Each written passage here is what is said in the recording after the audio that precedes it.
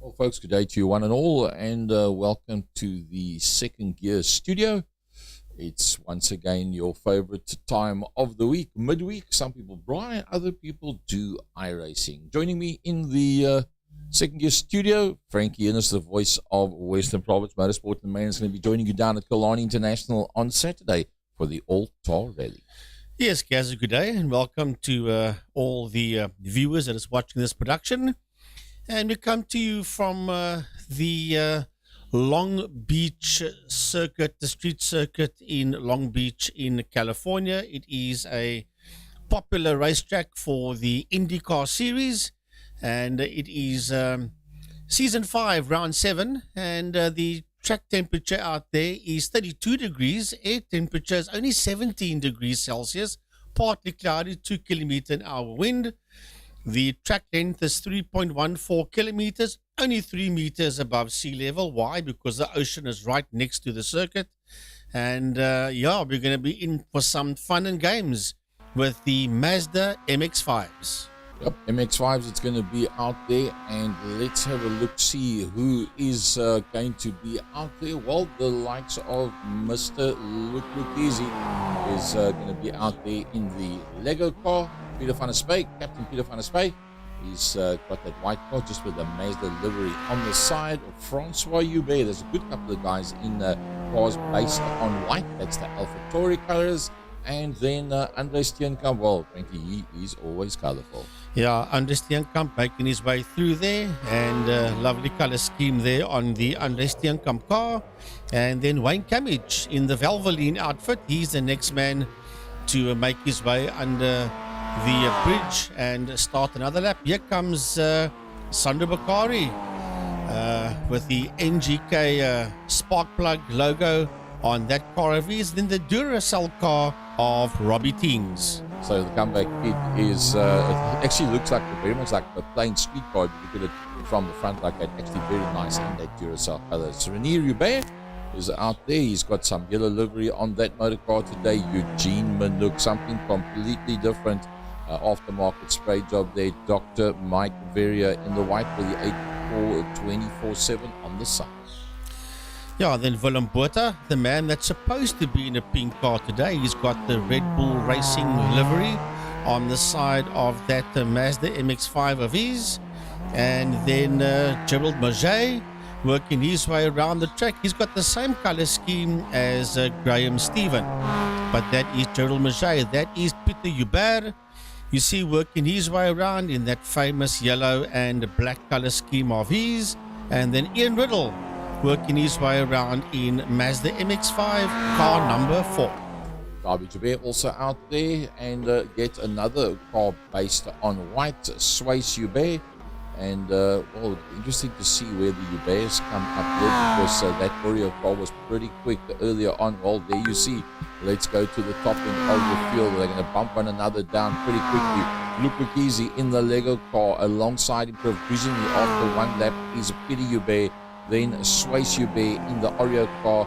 And then Francois Hubert is holding a second. Let's just up the level here a little bit and pops up at the front with a 304. Yeah, 133.121 there for Francois Hubert. That's the man that is in pole position. And here comes the Monster Energy drink Mazda MX-5, number 14 of Johan Fourie. 13 drivers have put up times and posted times so far, with Francois Hubert being the quickest man out there with a 1 minute 33.121. So, as the he's Peter van der Spey. Yep, Peter van der Spey that pops up there with a time. We don't have a time yet from Willem Botha or Graham Stephen. There comes Graham Stephen. That's his usual colors, Frankie, the blue and orange. As you said, there's two different cars that have got the same or similar color scheme. That's where you see where Graham Stephen pops up on the listing. Oh, pretty decent. Finds himself on the fourth row of the grid on the inside. Yeah, in P7 with a 134.435 for Graham Stephen. In the Gulf color scheme Mazda MX-5, 17 cars have posted lap times so far. As we watch Willem Botha making his way around in the 301 car. That is the Red Bull Racing outfit color scheme there of Willem Botha. And Johan Fourie puts it in pole position with a 132.819 there for Johan Fourie as the drivers work their way around. And Francois Hubert in that second place, but we're still riding here with Willem Botha. Willem Botha, one of the last guys still out on circuit at the moment. Remember, the computer only gives you the warm-up plus 2 laps. And we're already 5 minutes 37 in. That's coming out into the front main. Willem Botha, Stephen McCarthy and Eugene Manouk still to put lap times in. Probably find that he's going to get himself quite a long way up the grid. Yes, he does. Up onto row number 3 on the outside. Willem Botha in the Red Bull Mazda MX-5. This is the Long Beach street circuit that we at today. That red line that you see is when you come out of the pits. That's the red line that you cannot cross going in onto the racing line as such. So you actually got a fair amount of time that you can look in the mirrors to see what's coming from behind. But then again, frankly, this track is also known for the street car racing with this type of motor car as Mirror City. Yeah, a lot of wing mirrors go flying out there. Side mirrors in motorsport, we tend to refer to them as wing mirrors, and you'll find lots of them will be dislodged during the practice session early on. There were quite a few cars that had wing mirrors dislodged. This is Eugene Manouk that is making his way around. 18 cars have posted some kind of a time so far, 20 entered. And this is Eugene Manouk in the 52 car. So Stephen McCarthy and Eugene Manouk that have not put times up yet as such. And Camage putting up his second lap there. That puts him up into the 11th position. He's 7 minutes and 7 seconds into the quali, and I think you're going to find most everybody is going to have completed their quali laps way inside of that allotted 10 minutes as such. See as he comes through the front main, and well, Eugene Manouk still to post a time. Stephen McCarthy still to post a time as such. So Eugene Manouk must have been late coming out of the pits as he does not have a clean lap so far. Unless he maybe need an overrun. You'll see on these street circuits, Frankie, as you mentioned before we went live, you'll see where the streets have been blocked off, and he might have run into one of those runoff areas, then reversed back to continue with his lap, and hence not been able to put a time up yet. But it's still 2 minutes to go, and roughly 1 minute 30 to 1 minute 32 per lap, so he will definitely get to finish this lap that he's on right now. Stephen McCarthy shows up on our screen, but we don't see him mobile at all. Let's hope that, there's the first flop here. You see on the left-hand side, or the right-hand side. The other one's dislodged completely. He's only got the one. There it sheds itself. Wow, that could be pretty interesting. Well, we might see not bugs on the windscreen. We might see some cracked windscreens because there you see when it came completely off. So he's got no side vision on that car whatsoever. It will be reinstated before he goes out for the main race itself. But yeah, if you lose the wing mirrors early on, it's going to be a bit of a problem, because when it gets into the passing maneuvers, the rough and tumble later on, yeah, you're not going to have that kind of vision. And I predict, and so did Mike, that it's going to be chaos in turn 1, 2, and 3. Well, still no time out there for Eugene Manouk. Only 18 drivers have posted a time, and we have got 50 seconds left before the checkered flag comes out to indicate the end of the qualifying session. So Manouk still trying to put some kind of a time in as we watch Andre Steenkamp work his way around. He's currently out there in that 14th position in that 46 Mazda is Andre Steenkamp. And this will be the last gasp chance for Andre to try and get higher than that 14th. That's the last complex of left and right handers now to right down to first gear for this one as you turn it around nice and tightly and out into the front main and into the pits he goes. So he has completed his allotted time span. Darby Javert is also not mobile. Willem Botha is not mobile. We're 9 minutes 56 into it. So that means that the computer said, thanks guys, we stop right here, and let's see what that grid is going to look like. Right, so The front row is Johan Fourie and Francois Hubert. The second row is Peter Hubert and Luc Lucchesi. And your third row is Graham Stephen and Swice Hubert. Willem Botha and Renier Hubert with Darby Hubert and Robbie Teings rounding out row number 5. Row 6 is Mike Verrier and Peter van der Spey. Row 7 is Wayne Camage and Andre Steenkamp. And row 8 is Johan Engelbrecht and Sandro Bakari. Wow, Johan Engelbrecht a long way down. Ian Riddle as well with Gerald Maget, Stephen McCarthy and Eugene Manouk bedecking the tail end of the field. So 10 rows, 20 Mazda MX-5s for 45 minutes worth of action and only a 25% fuel load that they are allowed to start off this race with.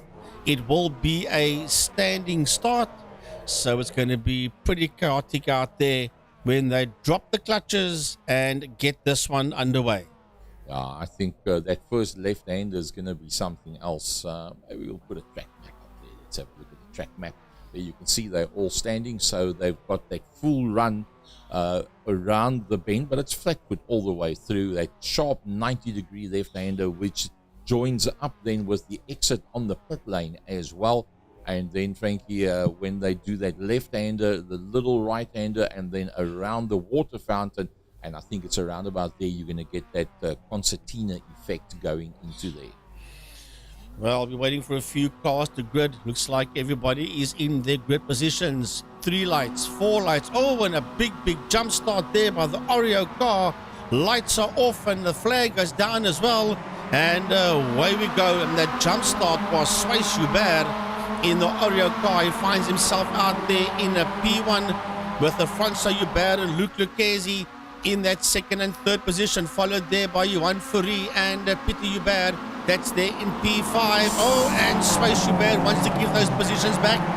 Swice realizes he did a big mistake there, and he's dropped all the way down to P6. So Swice realizing, I made a mistake, I've got to give these positions back to the guys ahead of me. So well done there to Swice. And that means Francois Hubert, Johan Fourie and Peter Hubert will be out there in P1, 2 and 3. That is Andre Steenkamp as he's making his way through that right-hander. But it is Francois Hubert. Oh, that car squirming around underneath him, that Alfa Tauri car. With Fourie in that second position. Then the 19 coming through as well. That is Peter Hubert. Right behind him is Luc Lucchesi. And on his case there is Graham Stephen and Swice Hubert. I must say, Swice Hubert looking pretty good at this stage of the fight. Unfortunately, Sandro Bakari did have an incident up front. Let's see what it looked like from on board. We'll probably find it's part of that concertina effect. Just took a little bit too much curbstone and nowhere to go, unfortunately. And the other man that was involved with that was, in fact, Peter van der Spey. And as you said earlier on, Frankie, that curbstone is going to catch a lot of people out. Grab too much curbstone, climb on the gas, and it just flicks itself around, and you head straight towards the scene of the accident. Back to the front end of the field. Francois Hubert looking very strong. Yeah, we're going to have a look at those intervals between the drivers pretty soon. But at this point in time, it is Francois Hubert that is running away. And there's nothing between second, third and fourth. Between Johan Fourie, Peter Hubert and Luc Lucchesi, 2, 3 and 4. As they make their way around. This is a lovely racetrack that's going into the Aquarium Way and around the circle. Then it's a little short squirt before you go into that 90-degree right-hander, which takes you towards turn 5. And then you go down West Shoreline Drive for a short while. That's the first semi-decent straight that you get before you go into turn 6, which is a 90-degree left-hander out of turn 6. But it's pretty quick out of that corner. Then you run up a straight towards another 90-degree right-hander. That is turn 8 they're going through now. Onto East Seaside Way. This is a very long straight underneath the hotel. They race now, and that's all of them. First, second, third, fourth, fifth, and sixth.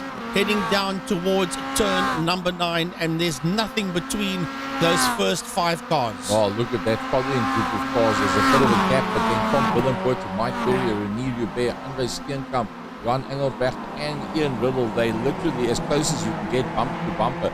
Most of them still have got mirrors on, but I think you're going to see a lot of mirrors disappear during the course of this race. Well, that's a lovely fight out there, and that is the Steenkamp one. wide. Yeah, and Steenkamp goes wide, and he could lose that position. He does. Renier Hubert takes that position away from him. But let's have a look at this. These guys are all fighting for Robbie Teens' position. That is Willem Botha, Mike Verrier, Renier Hubert, Andre Steenkamp, and the man in P12, Johan Engelbrecht. They're all fighting out there for that 7th position that's currently been occupied there by Robbie Teens. Back towards the front end of the field, Luc Lucchesi very close to the back of Johan Ferry.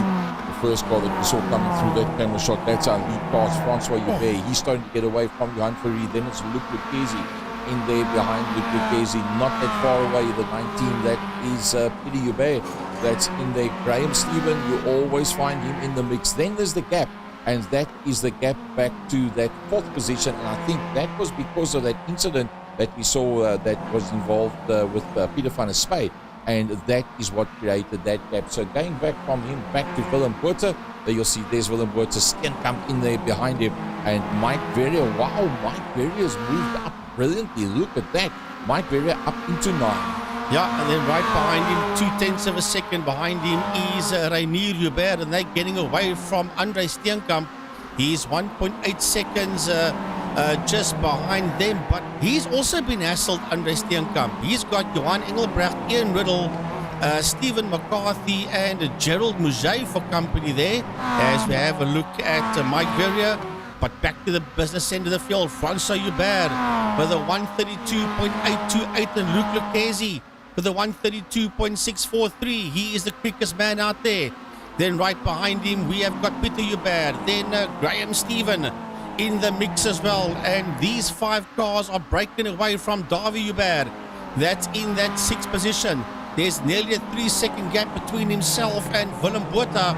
But Robbie Teens, Mike Verrier, and Renier Hubert are all over the back end there of the 12 Mazda MX-5 of 8th place man Robbie Teens. Well, Renier Hubert is about the closest of everybody in there behind the 8.4 That means it's Mike Verrier that's in there in front of him.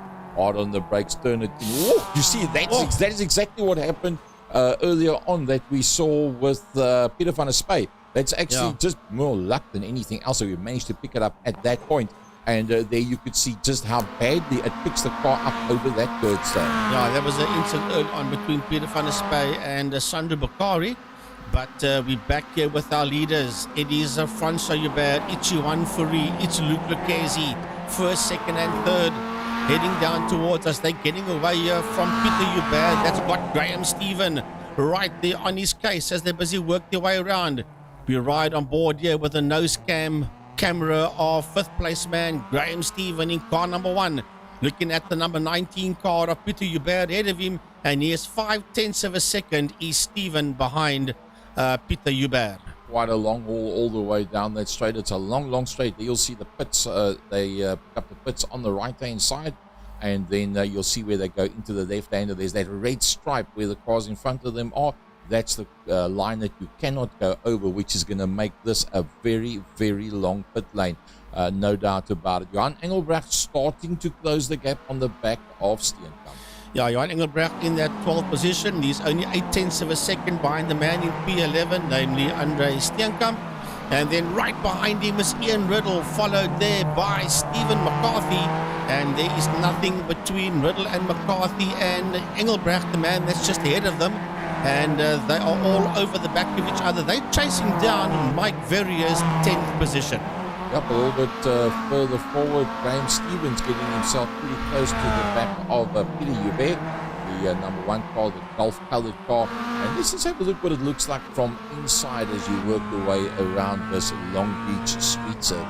Well, Gary, as we look through the front window of Graham Stephen, look at Peter Hubert. Both those wing mirrors are broken on that 19 car as Graham hassles him. He's all over the back there of the Binford-sponsored Mazda MX-5. He's Graham Stephen. Yeah, you got to be very, very, very careful. You got a whole handful of full lock as you go into that right-hander. Graham Stephen only 0.4 of a second behind Peter Hubert, and he's crowding that boot area of the Hubert Mazda. Well, the next corner he's going to take is going to be a 90-degree left-hander. As you can have a look up on that inside line. Yes, he does. He's going to try and go for it under braking. And, well, Oh, there's unfortunately, contact. they do make contact going in there. And, well, that's not a spot that I initially thought that there would be a lot of contact. But, yeah, you've got to do what you've got to do to try and get past. When the option is there, you've got to take it. Yeah, well, I'd love to see a replay of that one because we were right. Oh, this is going to be a lovely replay of that. That was Peter Hubert. And there you see Graham Stephen dive onto his. Oh, and Peter just turned into him. I think he turned in a little bit too soon there and didn't quite realize that Graham Stephen was there on his inside and accidentally just turned in way too soon. And then he gets clipped as well by another car. So that's turned horrible there for Peter Hubert as he has dropped all the way down that leaderboard into that 12th position just behind Johan Engelbrecht. Well, there's been a good couple of passing maneuvers that's just happened, and let's see, where do you possibly get past on the circuit? Ian Riddle having a look at Steve McCarthy, a nice little look up on the inside line. Robbie Teens did a move on Peter Hubert. Let's see how that one played out. Well, it was Peter Hubert who was standing up against the wall. That is why they all went past Peter Hubert, and that kind of explains why we've got so many passing maneuvers. Let's go back to the sharp in Alderfield. Francois Hubert, he cannot get rid of that monster car all over the back of him. Well, I'll tell you this for nothing. He had a sizable lead at one stage of the game, did Francois Hubert. Nothing too major, but it was a semi-decent lead. That's completely gone because Ferrari is only 0.5 of a second behind him and Lucchese is only 0.4 of a second behind Johan Ferrari. So that the semi-decent lead that the Francois Hubert had is being completely wiped out here by Ferrari and Lucchese. Graham Stephen actually falling off the back end of that pack. He's not even in the same camera shot. There he comes now into the camera shot. There's Graham Stephen. And then another big gap behind Graham Stephen. And that going back to Darby Jabber. Not that far behind him, Villenboot. The next man coming through, Robbie Teens. And then behind Robbie Teens, Renier Hubert. But he's been closed down by Mike Berrier. Mike up to that 9th position early on, but not been able to get any higher than that 9th position so far. Andre Steenkamp starting to drift just a little bit off that back. Yeah, behind him is Johan Engelbrecht and the recovering Peter Hubert that sits out there in 11th and 12th positions. And then only a second behind them is the number 18 of Ian Riddle, as we ride aboard here with Peter Hubert, and Peter has a lunge up on the inside and takes that 11th position away there from Johan Engelbrecht. Yeah, that was a very nice little passing maneuver that he made there. Look, Lucchese's close. Let's have a look what's happening there. Look, Lucchese in the 19, the Lego car up on the inside line there of Johan Ferrari. Does he miss the barrier? Yes, he does. They have all their mirrors on. Yeah, a lot of mirrors. Not the 14 car. Yeah, he's done a bit of weight reduction on that car. Yeah, Johan's left-hand side wing mirror is already hanging. It'll probably shed itself as the race goes on, but Johan is going to fight right back. Only 0.6 of a second between himself and Lucchese. He cannot afford to let Lucchese escape under him, otherwise they're not going to catch Francois Hubert. As Graham Stephen makes his way through. Here comes Davy Hubert. Right behind Davy is Willem Botha. Right behind him is Robbie Teens. Right behind him is Renier Hubert. Behind him is Dr. Mike Verrier. Then you've got Andre Steenkamp. Behind him is Peter Hubert, followed there by Johan Engelbrecht, and Stephen McCarthy is only 0.5 of a second behind Engelbrecht. Stephen McCarthy is looking pretty decent at this stage of the fight. Swayze Hubert ran into a little problem, and you'll probably find that problem is called wall. Well, that front left-hand wheel, is not moving at all. Yeah. And it's because he whacked the wall so hard, he jammed everything up. The whole suspension is jammed up there on that Oreo Mazda. Johan Engelbrecht has actually made the move. In fact, it was a Peter that made the move on Andre Steenkamp. Andre Steenkamp ran it wide. And then Johan Engelbrecht also making use of that bit of slowing down because he didn't do very well in the previous corner. And Steenkamp must have touched the wall somewhere. He's got a problem because he's running a whole lot slower. Swayze Hubert also making up a one position. if we can pick up Swace, yeah, unfortunately he made up a position, but then he put it back into the pits, back to the front end of the field. Yeah, I remember Swace hit the wall. That whole front wheel wasn't moving. He had to escape back to the pit area. So there we've got Francois Hubert, Luc Lucchesi, and Johan Fourie, first, second, and third in the same picture. They're 8.4 seconds ahead of Graham Stephen. That's in P4. So these three are beginning to pull the pin and disappear down the road. Graham Stevens in the twilight zone. He's 8.5 seconds behind Fourie and 4.7 seconds ahead there of Davi Hubert, who's only 1.9 seconds ahead of the man in P6, Willem Botha. That's the two of them you see coming through there. And then behind them is a lovely fight. Robbie Teens, Rainier Hubert, and Mike Verrier, and nearly on their cases is the 19 of Peter Hubert. He's just behind those four cars. And Peter Hubert has got Engelbrecht there. Lucas in there just behind Engelbrecht. It is Andre Steenkamp. It is Stephen McCarthy. And then coming back is Sandro McCarthy in that NGK Sparkplugs car. He sits in there just behind Stephen. That's that red car you see. Oh, there's trouble out there for the dock.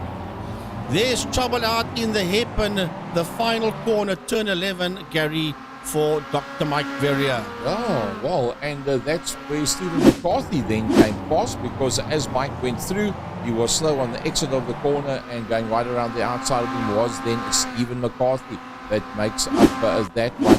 And then Sandro McCarthy managed to get past as well because he was slow coming off the corner. So that changed up that one. Luke Lucchesi now breaking slightly away. Oh, that was a biggie. That's Steenkamp. That is Andre Steenkamp that got sent back in there to the left-hand side. He's dropped all the way down to 15th position. He might even lose more ground. Watch that car in the middle. Moves over to the left. And then into the left-hander. And he gets touched there by the dock. And gets sent packing there into the wall in the best speed car. Well, it was just after that Mike had an incident as well. That right-hand front of that car, the suspension is already gone on that car. Well, he's taken half of the rim away, and that's where he stuck it into the wall. So that was the end of that idea. So Mike Berry is in the pits. Andre Steenkamp is in the pits. Francois Hubert still at the front end of the field. Luc Lucchesi right in there behind him. Johan Fourie losing a bit of ground, but you know Johan, he'll probably going for an early pit stop or a late pit stop or something or other. He'll pull something out the bag and he will get back there in the running with them. The three of them have broken completely away from Davi Hubert. Yeah, they're 14 seconds ahead of Davi Hubert. There's only 1.5 seconds ahead of Willem Botha, that Red Bull car you see in there just behind him. That's the two cars you see there in with the same shot. And they're 7 seconds ahead of Rainier Hubert, who's got some serious trouble on his hands. It's called Robbie Teens and Peter Hubert. Robbie in the Duracell, Peter Hubert out there in that 19 car. Yeah, these guys are trying hard. They are driving 11 tenths. Rainier Hubert out there in the Camel-sponsored Mazda MX-5. And right behind him there is Robbie Teens in the Duracell car. Yep, that's looking back towards Robbie Teens, and he's brave. That's the curbstone that's caught a couple of people out. Remember Peter van der Spy earlier on, and then he got tagged after that. That was that specific curbstone, which is pretty high. Nothing much between them. So the Duracell car's got one full mirror and one that was a full mirror. Yeah, we just looked there at the 19 car of Peter Hubert. We just saw that from the back end there of the Robbie Teens car. And he's going now into defense mode. He's defending that 7th position, and that is allowing Rainier Hubert to get away. And he's nearly a second ahead there of Robbie Teens is Rainier Hubert with the 19 of Peter Hubert all over the back of him there. A replay here at Peter van der Spy in coming through very slow. In that 17 car. Yeah, that right-hand front. Look at that. Yeah, he'll just work his way into the pits and get that car sorted out as soon as he possibly can, because he's in deep trouble out there. But Robbie Teens has still got Peter Hubert all over the back of him, and Rainier Hubert is busy checking out of this one. Rainier sitting there in that 6th position, and he's 8.6 seconds behind Willem Botha, who, by the way, Gary, is all over the back end there of Davi Hubert. There's only 0.5 of a second between Buerta and Hubert. That's what we're seeing on our screen there. So sliding it through that corner. yeah, he wants that fourth position from Davi Hubert. Big time does Willem Buerta. That's the two cars you see out there in your shot. Oh, he's going very wide into that left-hander. Is Willem Buerta, and he is only 0.4 of a second behind Davi in fourth position. Right up against the wall as they come out of that corner. So nothing much between the two of them. Keep an eye, keep your left eye on the left-hand top of your screen. 0.41 of a second between Luc Lequesne and Francois Hubert. Is Luc Lequesne pacing it and waiting for an opportunity to pounce with the pit stops? Does he maybe not want to take a chance to work his way past? Let's have a look at Peter Hubert, because he's very close right now. Yeah, that's what I was pointing at there. Peter Hubert is all over the back of Robbie Teings, who is all over the back there of Reinier Hubert. And that is the three of them. And then Dr. Mike Verrier. But the Doc has gone down 4 positions, has Dr. Mike Verrier. He finds himself all in that 15th position. So they've got past him as they work their way down. Oh, it's a lovely fight here between Peter Hubert, and here goes Teens. Teens is sitting on the alongside, and he's made the move stick there on Reinier Hubert, who jumps on the brakes and gets slammed into by Peter Hubert. That was that's a pity for that one. Didn't expect to see that one. It was actually a Sander Bakari that was involved in an incident as well. There you see Sander Bakari left-hand front looking very second-hand. Not only has he lost the ears on that motor car, we'll see, you can see the left-hand front. It just does not want to turn whatsoever. And he needs to get that car into the pit lane, and unfortunately missed the pit lane that time around. He couldn't come back across the track. Luc Lequesne has gone to the front.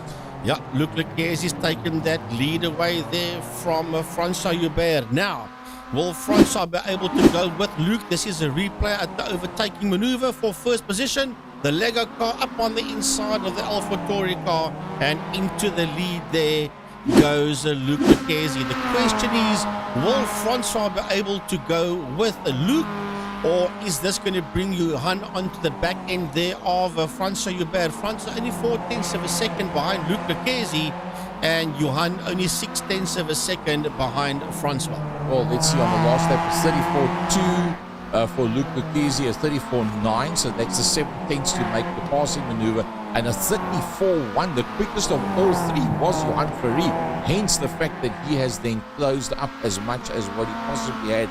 Let's look who's moving up the field and who's moving down. Well, 12 positions up is Stephen McCarthy. He is the biggest gainer at this point in time, and Swayze Hubert is the biggest loser. He's gone down 12 positions. Yep, Peter Hubert and Willem Buerta, both of them into the pits. The next man coming through will be Wayne Camage, and let's see if we can pick him up. There's Wayne Camage coming across the start-finish line, and he's got a fair gap. Well, he's got a 28-second gap behind him. So, yeah, it's starting to get pretty spread out at the back end of the field. Well, that front three, I think, is where the action's going to be. Yeah, that's going to be awesome stuff as Luc Lequesne, Francois Hubert, and Johan Fourie. They are sitting first, second, and third. They've already put a lap there on Sander Bakari and on Davi Hubert. Well, no, not on Davi. Davi's in P4. They've put a lap there on Sander Bakari already, who's down in that 14th position, as you see there in the battle box. So we're right on board here with Johan Fourie, the man that sits out there in that third position. And they're going to put a move on Gerald Mouget. Gerald Mouget just keeping right out the way. They almost made contact there with the Johan Fourie. But Luc Lequesne is disappearing down the road. And Fourie is going to have to make a move very soon here on Francois Hubert if he wants to chase down the number 19 car of Luc Lequesne. Francois just touched the wall very lightly there on the left-hand side. 0.3 of a second, that's what it looks like from in-car. Very late on the brakes, closing right up. I think Johan Fourie has realized Luc Lequesne is about to check out at the front. It's now or never. It's going to have to make a move somewhere, even if it's a lunge up on the inside or try and drive around on the outside somewhere. But he's going to have to go. Otherwise, he's going to be left behind. That's a bridge again. And earlier on I said it was under the hotel. It's not an hotel. It's just a double lane bridge going one way and the other way that they cross under. And there is Johan Fourie. Now that's into turn 9. Now it's a double left-hander. That is a turn 10, which takes you into turn 11, the hairpin, and onto the home straight. Well, Johan Fourie is now definitely on and all three of them dive into pits. Sorry, Gary, all three of them dive into the pits at the same time. 60 kilometers an hour, otherwise you get a penalty. And look how long this pit line is. It just keeps on going. It feels like forever. Remember, now you're only doing 60 kilometers an hour. In the meantime, David Jabeur, that was 20 seconds behind. Look at this. You haven't even got to your pit box yet. And through to your pit box you go. There's the pace car, and he already lines it up good to go out of the pits. Let's see if we can pick them up. There they are. First, second, third, and then David Jabeur. Is he coming in? Yes, he is. Robbie Tings, is he coming in? Yes, he is. What about Ian Riddle? Where's Ian Riddle? He's coming through that last corner. Is Ian Riddle going to dive in as well? Stephen McCarthy is already in as well. Riddle's going to go? No, he's not. Riddle goes through. Stephen McCarthy's on his way into the pit lane. Johan Engelbrecht will be the next man coming through. Does Johan go in? No, he decides to go straight through. And Wayne Cammage in the Valvoline car, he's coming around there. And he's not going to go into the pit lane either. But some of the guys have already made pit stops. Engelbrecht and Cammage is in the pit lane. Let's see who has made pit stops already. There you go. There we can see who is where. As Luke Lucchesi leads them out. So everybody in the top 6 have been into make, or even more, going down to Wayne Cammage. He's the last man out on circuit that has not yet done a pit stop. Unfortunately, Sandro Bakari not having a great day so far. He had a bit of a problem recently. Let's see what happens with the NGK car. It's quite a heartbreaking maneuver. Our famous curbs. Oh, it was the Oreo car that was standing sideways Swayze Joubert in the Oreo car. Well, that's what happened there. So Swayze Joubert, and then eventually straight after that, Swayze probably had a bit of a problem. Let's just see if we can pick that one up, because Swayze Joubert straight into the pits, and that is when he decided it's time to go in. So Johan Engelbrecht in the pits, Wayne Cammage is in the pits, Swayze Joubert has now come into the pits as well, back to the front end of the field, and Francois Joubert is not being dropped. Now, where Johan Fourie was, oopsie, that's going to cost in straight line speed, and I'm sure Francois is going to close up on him now. Yeah, Swayze Joubert is making his way out of the pits. Gerald Murger has made 2 pit stops because he was involved in the incident. So everybody has been in and out of the pits, and with 23 minutes done, that's when they dived into the pits for their one and only pit stop. So we are more than halfway in this one now, 26 minutes and 15 seconds into the 45-minute stint. And Francois Joubert is all over the back end there of Luc Lucchesi. 0.6 of a second between himself and Lucchesi, with Fourie 1.3 seconds behind Francois, sitting there in that third position. There's the 3 of them coming through, and they're going to pick up Peter van der Spey. He's going to be the first one that they're going to put a lap on in that group of cars. There's Peter going through, and there's first, second, and third right in there behind him. So Van der Spey is going to have to move right out the way and allow Lucchesi, Joubert, and Fourie through. Where is right out the way? It's so narrow. There's only a couple of straights here and there where you can get out the way without costing yourself a lot of time. Peter down in 15th position, and well, now they rack, pack, and stack in there behind him. How does Luc Lucchesi get past? He'll probably wait for them to go through this complex, and when they come out into the straight, will Peter run it wide? Peter's not going to give up too much time, but Luc Lucchesi realized that he had to make the move pretty quickly. Francois Joubert follows him through. Yeah, so they've both lapped him. The next man to put a lap on him there will be Johan Fourie. Well, as a matter of fact, Francois has not made the move there on Peter van der Spey yet. I thought that he had. Van der Spey keeping right out the way. Surely he'll jump on the brake pedal a little bit earlier to allow Francois Joubert through, which he does. Well done there to Peter. Yeah, and he will know by now that Fourie is in there behind him. Yeah, now Johan Fourie is actually going to say, oh, come on, let's not pick you up when we're in the complex. How does he get past? Johan Fourie's got to make a plan pretty quickly. Peter van der Spey's got nowhere to go to get out of the way. He takes a whole big piece of curbstone, and this is taking Johan Ferry right out of the game. He's dropped a long, long way back. Well, there will be other opportunities that will come, because there'll be times that he will be able to do passing maneuvers without any problem, and Luc Duquesne and Francois Joubert will get himself into a whole heap of traffic. Well, at least from a Yuan point of view, he's got some clear track ahead of him. He's got 3.5 seconds of clear track ahead of him before he picks up the Leclerc-Francois Joubert combination. He can see them, so they're not too far down the road from him. So he's got that 3.6 seconds of clear track. So it's now hammer time for Johan Ferry to try and catch up onto the back end of the Lucchesi-Joubert combination. So there's Luc Duquesne, there's Francois Joubert, and well, remember that number, 3.7, 3.8. That's the gap that man has got to make up to Johan Ferry. 19 seconds down the road, that's a long, long way. He's Willem Botha, although he's got himself into 4th position. He's got a fair amount of space. There's the gap back to David Joubert. Then another 11 seconds further back is Robbie Teens. And Renier Joubert looks like he's going to get a little bit closer to Robbie Teens. Let's have a look at the last lap time that they did. How did he close up so much? Renier Joubert 1:34.1, 3/10 he made up in the last lap. Yeah, there's not much between the Duracell outfit and the Camel outfit that is Robbie Teens and Renier Joubert. There's not much, it's only 0.5 of a second between Robbie and Renier. And they are 4.5 seconds down the road ahead of Stephen McCarthy as we keep an eye on this fight between Robbie Teens and the man just in there behind him, Renier Joubert. Well, no buildings to block our view from the chopper shot as they go down. You see that long red line on the right-hand side? That is the exit to the pit lane. Here's the first little complex that they go around the fountain, very close to the wall on the left-hand side. Hold that same gear as you go into that right-hander. The Camel car taking as much space as what he needed down there. But I think Robbie Teens is feeling the pressure, because there's some brilliant lap times been put in by Renier Joubert, and now he's into the slipstream. Right, he's got him now. He's in the slip as they make their way into the left hand. Oh, that nose of that MX-5 walks around slightly there on Renier Joubert's car, and that is allowed Robbie Teens to get about 1/10 of a second away under him. But Renier Joubert will come right back at him again.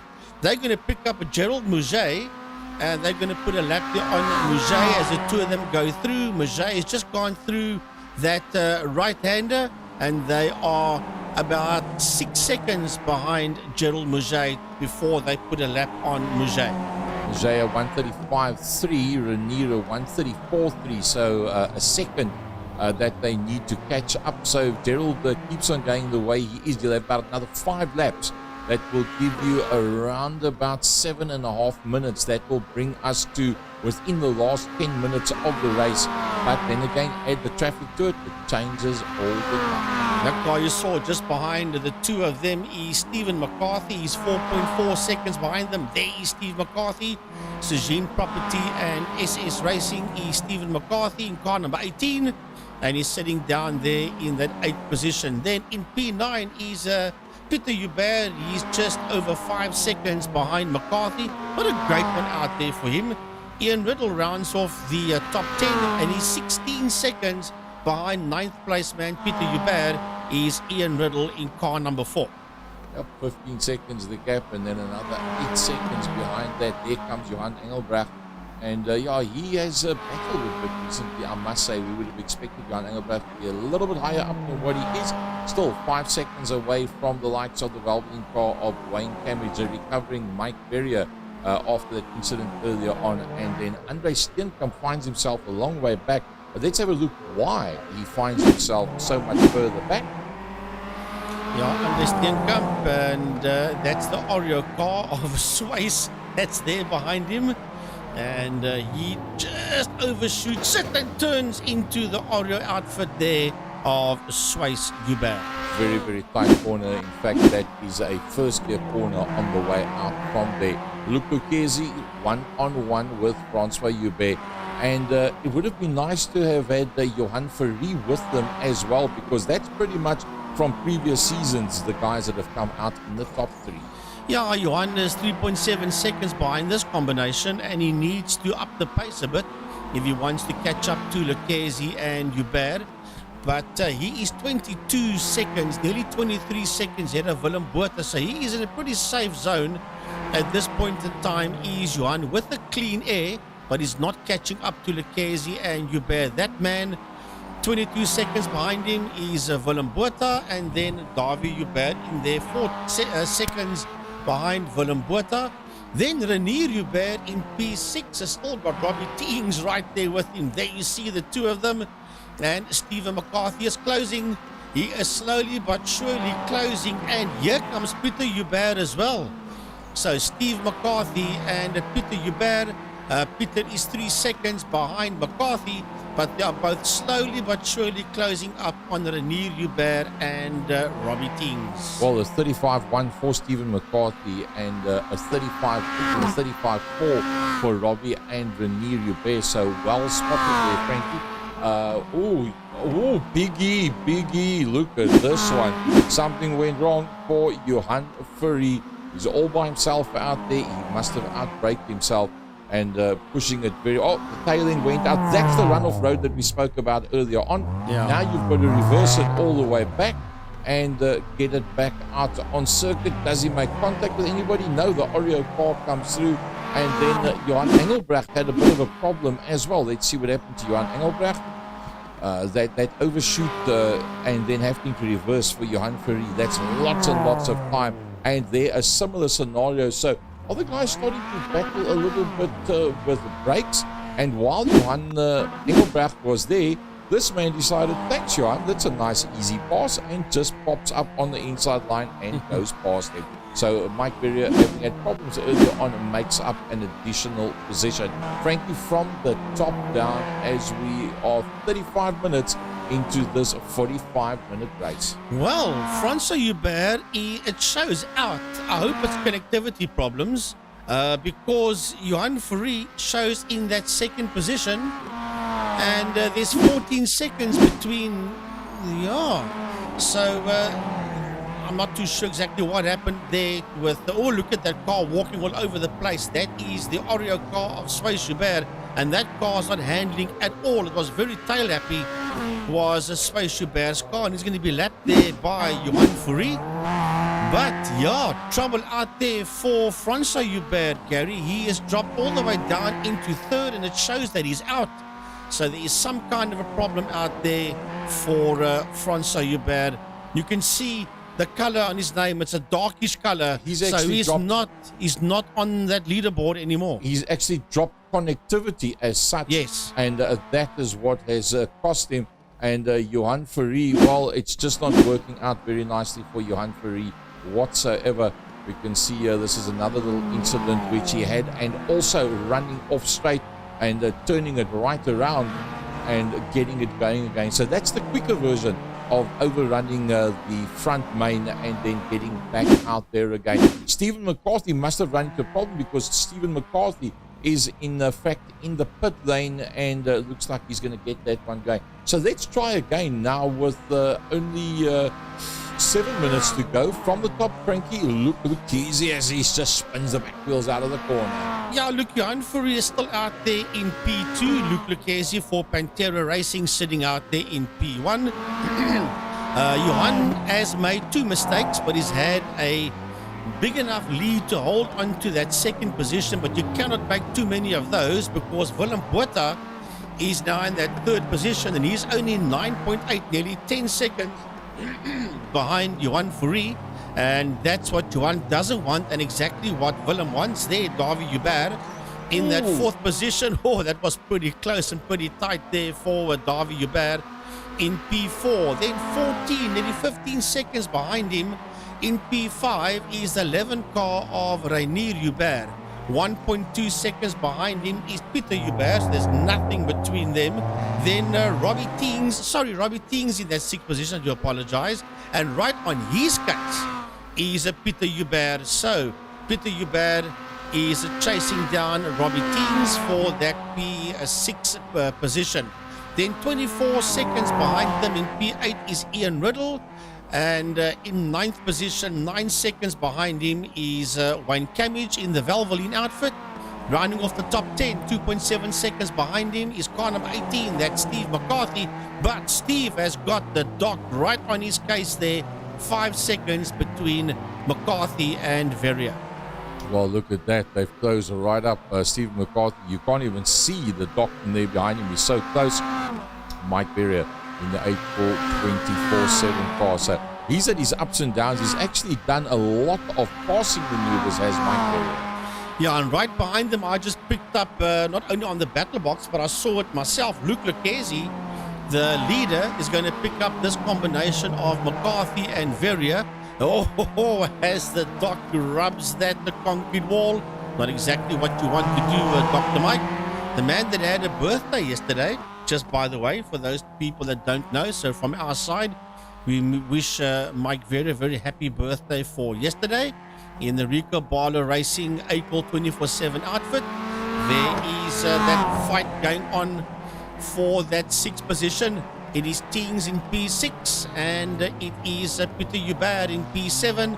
That is car 12 and car right in there, Peter Hubert in that 7th position. And look at him, look at Peter Hubert. It shows 19 on the side of the car, but he's actually car number 6.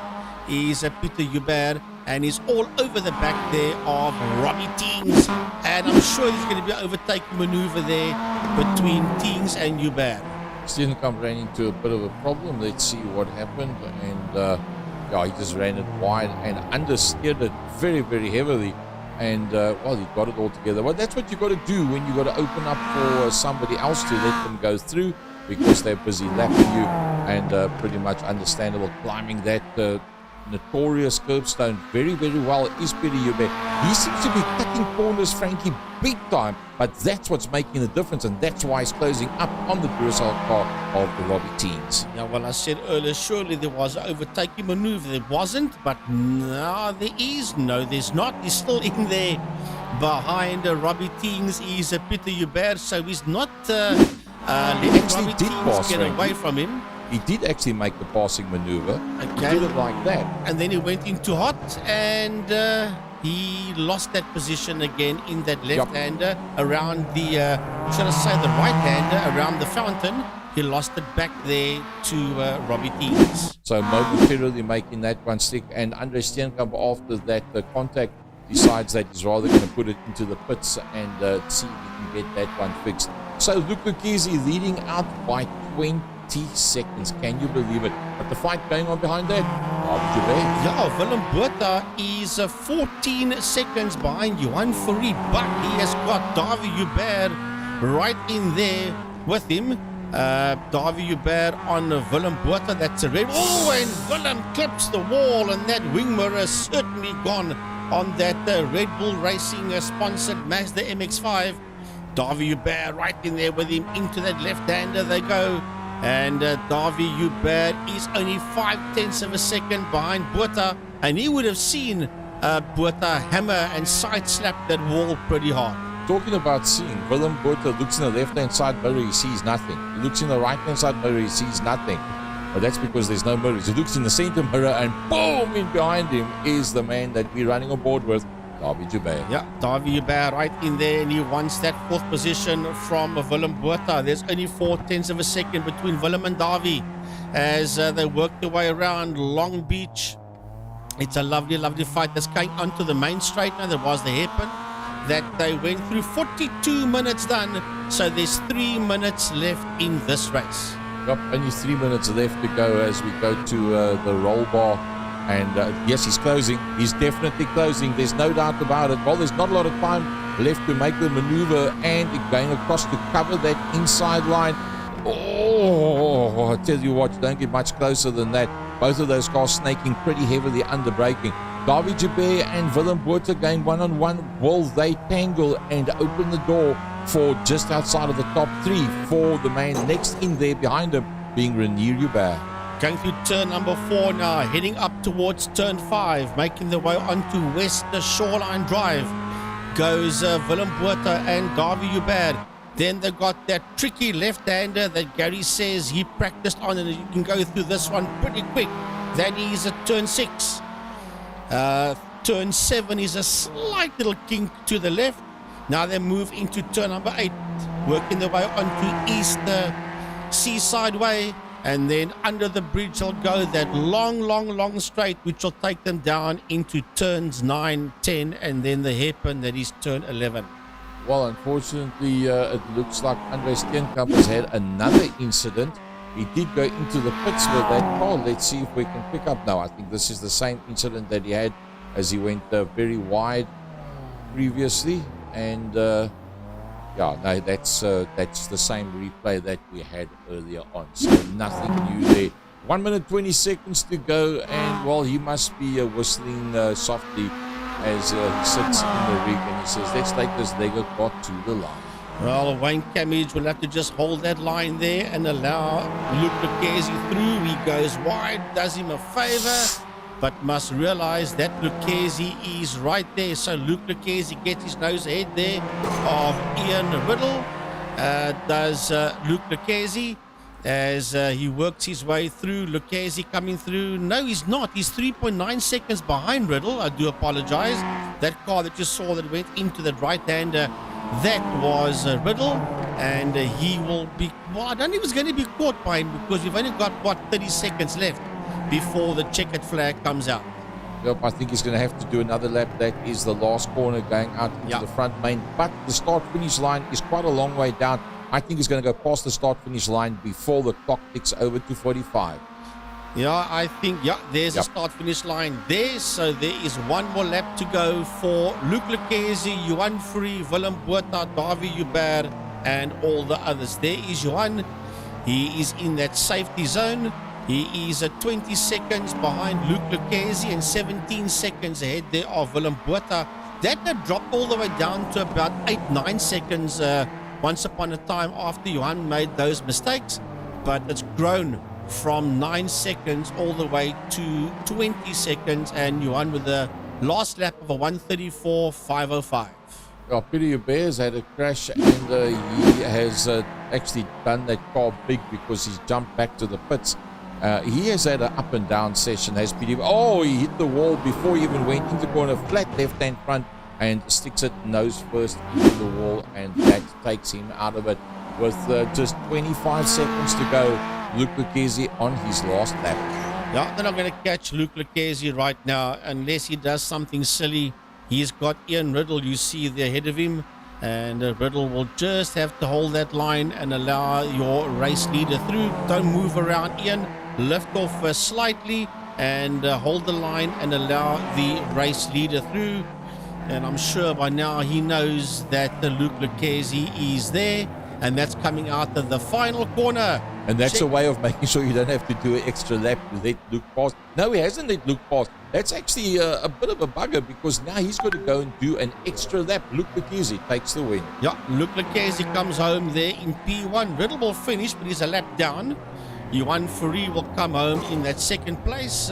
Rubs the wall coming out the hairpin and puts a lap there on Johan Engelbrecht. Or does he? Yes, he does put a lap there on Johan Engelbrecht. And Johan will finish there in that second position, and 19 seconds behind him is a man that comes home in P3, namely Davy Hubert. Well done there to Davy Hubert. He hasn't done iRacing for quite some time, Davy Hubert. And then rounding off the top 5, Gary, will be Robbie Teens, 5 seconds behind Renier Hubert, and that's the man that we see there in the camel car, and he will finish in 4th. Oh, he's had a pretty quiet run. No major contact or problems there whatsoever for Renier Hubert, just outside of the top 3. But I think a top 4 in this grouping is still very, very good. Robbie Teens in the Duracell car comes through to complete his race. And then 13 seconds further back, there is Willem Botha, and he stopped out on circuit. Willem was in P5. He stopped. Willem Botha is going to get a DNF probably. Would you believe it? It's quite possible. The only other man that hasn't gone across the line is, in fact, Peter Hubert. And, well, there Peter Hubert has now stopped, and he is a lap down as such. So Willem Botha, I don't know what's going to happen with that one. Well, he shows in that sixth position, and the clock is still ticking there next to him. So I'm not too sure exactly what happened out there. Probably some computer connectivity issues out there for him. So we'll have a look, see exactly what happened to Willem Botha. I think he smashed that wall very well. Look at that front left-hand side suspension. It's all jammed and standing completely toe out. Yeah, and that meant that he didn't have any drive at all. And that shows him then, unfortunately, not being able to continue. So there we go. Sports and GT Masters Series, round number 7. Mazda MX-5s, a very, very popular type of motor car to drive with on the iRacing series as a whole. You find if you go into the general populated area where there's anything from 4,000 to 9,000 people in the general populated racing arena at any given time, morning, noon, or night, 24/7. You'll find that the Mazda MX-5s is the most popular of all. Slightly different to what Sports and GT Master guys are accustomed to, but as always, Mike Berrier trying to put the variety into it. As you have a look at that aquarium, you just saw a photo of the aquarium wall there, and that is coming out of turn 1 called Aquarium Way. But your podium will be Luke Lucchesi P1, Johan Fourie second, Davy Hubert in third, and believe it or not, Gary, only the first 5 cars on the lead lap. Pretty much linked to incidents, not due to a variation in lap time. What did you say? I think it was the top 13, if I remember correctly, was within 2 seconds of one another when they had the initial practice. And at that stage of the fight, you already said this is going to be close, but it's going to go down to taking the wing mirrors off and then damaging those front suspensions. Well, I'll tell you what I vote, who my nominee is for bad luck. It would be Francois Hubert.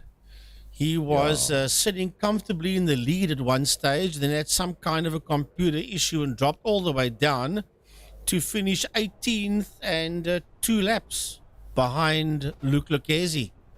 So that's bad luck, Gary. Who would you choose for driver of the day? Man, driver of the day, brilliant drive by Luke, but what you would expect. Brilliant drive by Johan, what you would expect. Davy Hubert, yes, very good. Renier, very good. Robbie Teens, yes. I think Robbie Teens, the comeback kid, being on the lead lap, a little bit further back, but doing a pretty clean run is Robbie Teens. I would tend to make him my driver. Yeah, I agree with that. And just to mention, Gary, that Davy Hubert finishes third, and he could also be a nominee, but I will go with your call. He doesn't do all the iRacing, no. Davy Hubert, and to finish in third position behind Luke and Johan, that is not bad at all. So I think we can share this one. Davy Hubert and Robbie Teens. A nice run by Willem Botha, as always, in the top 10. Ian Riddle, a regular in the top 10 as well. Stephen McCarthy, a man that two and a half seasons back was definitely one of the front runners, finds himself once again in the top 10. A nice run by Wayne Camage. A bit of bad luck recently for Jan Engelbrecht. Like Peter van der Space, just found himself in the wrong place at the wrong time on numerous different occasions, and it's just not worked out for him the way he would have liked to have been. Peter Hubert, Sander Bakari, Mike Verrier, good and bad. He had a good run. He was up into 9th position, eventually dropping down to 13th. Gerald Maget, Andre Steenkamp, Peter van der Spey, Swayze Hubert, and then Francois Hubert in the Just Race entry. And those last two, Swayze Hubert and Francois, find themselves 2 laps down. But that's purely because of time spent in the pits. Lovely race, Frankie. We've got some great racing coming up, and we were talking just before we went live about the projected season coming up for 2023. 5 different series that we're going to have out there for sports and GT. We're going to have the 6 hours, we're going to have the touring cars, we're going to have the Porsche Cup, and we're going to have the GTE series, and each one of them will be running in their separate right. Not sure of the starting dates of that, but that is the projection for 2023. But still lots and lots of racing for 2022 to come. This weekend, Saturday, Frankie, down at Killarney International Raceway, the All-Tar Rally. Yeah, All-Tar Rally. I'll be down there with Byron Height. I'll be commentating that one there with Byron.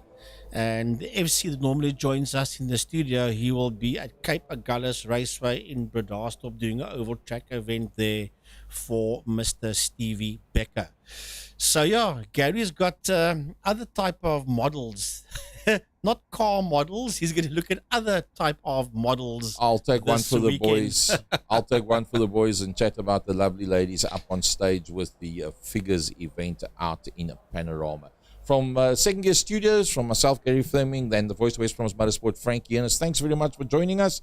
And wow, what can I say? Join us as soon as possible again to follow the world of iRacing in South Africa. It's turned out to be something amazing. Good night, everybody.